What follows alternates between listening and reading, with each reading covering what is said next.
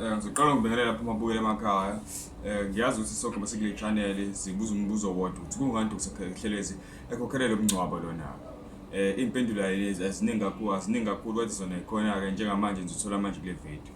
Okay, ngizoqala ngokubingelela bonke abantu ababona le channel. Ngicela abafikayo njengamanje subscribe ngoba kuningi izinto esizolokhu siyiveze nje ezweni sakaZulu nakumaskandi ngokuphelele. Okay, mina igama lami nguSiyandaba. Into yokuqala nje kumele sibheke ngokuqhawqhawo lethe umholi wamabutho akaZulu uMgiliji Nhleko ukuthi okay sishaya ingozi ngeqonta isizwe sakaZulu.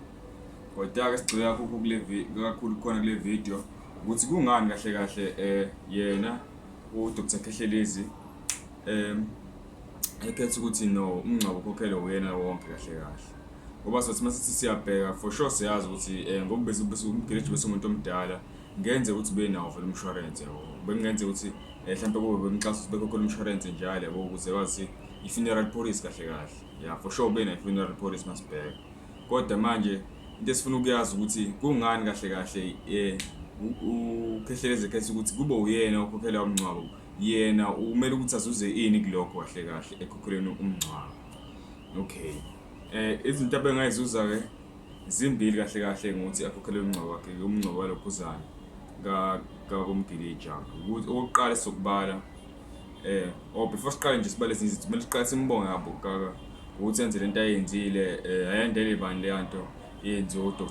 Hlelezi bandle indumandumane. Okay, into ayenzile ukuthi akhokhele umngcwabo kube kuhle kakhulu lento ayenzile. Kutholele namandla yabo isizwe siningi because kunokuthi ngoba siyazi uma kushoniwe kuba kanjani.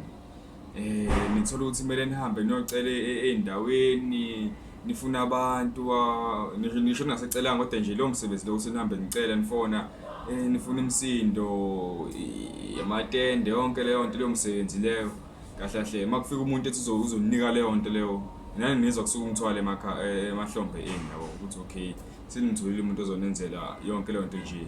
Ngale ukuthi nifocus into eziningi nifocus ekutheni nizilele lo muntu lo nimthanda usuke esedlulile emhlabeni. So umndeni impela usize kakhulu ngalapho uthola umthwalo emahlombe ukuthi befonele ingcingo organize yonke leyo nto le ngisho kuthiwa bebekhona mhlawumbe i-funeral policy kodwa manje ukuthi nje leso sikhathi yasowazi ukungena ingcingo ngapha nangapha kubuye ukhohle okunye yabo gcina sokuningi kakhulu nawe ekubeni futhi usamele ukuzilele umuntu omthandayo. So lento yama-funeral policy ke kuyasiza ukuthi ukwazi uwehliseleke kahle umthwalo wakho osukumele uwenze. Into enzo-ke uDr. Hlelezi ke ibe inhle kakhulu emndeni wakanhle uMgiliji lapho ke ukuthi awusize ngandlela esize ngayo. Because sibonile futhi nakhona emngcwabeni ukuthi cha abantu bebebaningi kakhulu. Ngisho ama-funeral cover bengempela akwazi ukuthi aprovide bonke laba bantu le namsikhonsithi even lakho venue yakhona indlela ebenkulu ngayo itent. Siyabona ukuthi cha mhlawumbe bekuyogcina abanye bengatholanga ukuthi bethole indawo yokuhlala kugcina ingaphelelanga izinto yabo. Because isonto lesikhathi esincane kabi ukuthi uphephele wonke umngcwabo. Uma ukuthi umuntu bewazi impela sazofika amabutho ezinkolo abakandlonkulu nje. Gcina kuyinto enkulu kakhulu. So kusizile konke kube khona abantu abanje ngoDr. Hlelezi ezweni sakaZulu bekwazi bemenzele nje into ehloniphekile nesizotha.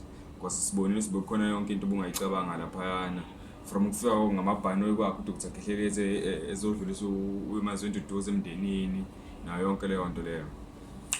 Okay ke sesize kuthenini ke manje kungani kahle yena yini uDr. Hlelezi bezoyizuza ngalokho ukuthi enze le yanto leya ngoba phela siyazi ukuthi kujwayelekile ukuthi umuntu mayenza into afuna ukuzuza something ayekho uthanda ukuthi nje avela khipha imali kuphele kanjalo. Okay, into esibona vele siyabazi ubudlelwano obabili uDr. Hlelezi noMgiliji ukuthi bebezwana vele kusukela esaphila kusukela emchasa ngeyimoto nani. Kodwa ke mase edlulile emhlabeni uphinde wakwazi sophinde pheze aphosisana. Ukuthi siyamazi ukuthi uDr. Hlelezi yena une-funeral cover, funeral account or policy yonke leyo nto kodwa nje uya-offerisha vele khona i-funeral cover kaDr. Hlelezi funeral cover esibonile iyona ebiphethe lo mngcwabo lo. Lokho ke kumsiza ngento yodwa le nto kanje kuveza ukuthi kuba kahle nje advertisement for yena yabo, because uyakwazi akhombise ukulokhuzana, akhombise abantu bendawo nabantu abasuke bevakashela kulowo mngcwabo ukuthi babone ukuthi hawu kanti le funeral cover le yilezi zinto lezinto ekwazi ukuthi izenzele umngcwabo for umuntu ilunga labo yabo. So mawufika nje impela emngcwabeni ubone, because siyazi sonke emngcwabeni abantu abaningi basuke beyobona kahle kahle le funeral cover le ama-prompt benefits efika nawo emngcwabeni.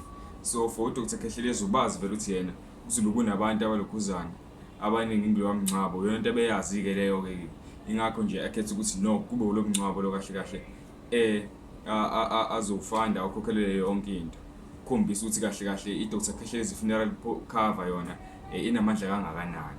So lokho kuyisizile kahle kakhulu ibrand yakhe lapho ukuthi aveze amandla funeral cover yakhe izomattractela ama-client leyo nto leyo ukuthi i-funeral cover yakhe sizokwaziwa ukuthi okay isebenza kanjani. Leyo nto ayiqali ngoDr Khehlelezi kuphela ukuthi yenzeke, sibabonile ade kushone abaculi bamapiano labo ompuru ukuthi bebefandwe ocebo lethu noKiller Gawu, befandwe amanye nje ama-funeral policies ngenxa ukuthi akhombisa abantu kahle kahle ukuthi bona banamandla kangakanani, bonakele kanjani client lama ukuthi so kusehlelwe isifo esimbi kanje.